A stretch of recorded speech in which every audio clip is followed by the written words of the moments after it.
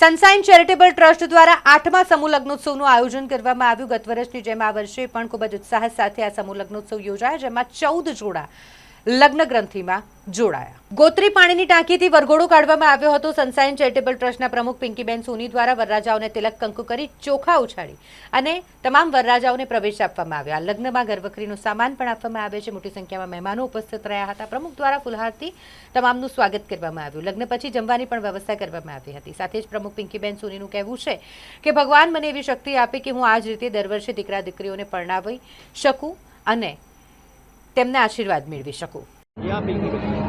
આજ રોજ sunshine charitable trust દ્વારા 8મા સમૂહ લગ્ન યોજાવા જઈ રહ્યો છે। એમાં 15 દીકરીઓના સમૂહ લગ્ન કરાવીએ છીએ અમે, અને અમારું ટ્રસ્ટ ગરીબ દીકરીઓને જે જરૂરતમંદ છે, જેના મા બાપ નથી, એવી દીકરીઓને લગ્ન કરાવીએ છીએ અને એમને ઘરવખરીનો પૂરેપૂરો સામાન મળે એવી પણ કોશિશ કરીએ છીએ।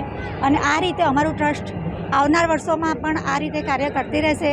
જે અમારું ટ્રસ્ટ છે એ 10 વર્ષથી છે અને બાળકોના શિક્ષણ માટે, દીકરીઓ માટે, જ્યારે હું પોતે દીકરી છું તો દીકરીના ઉત્થાન માટે હું કામ કરી રહી છું અને દીકરીઓ આગળ વધે, પ્રગતિ કરે, એમને સારું આગળ જીવન જાય એ બદલ હું કોશિશ કરું છું।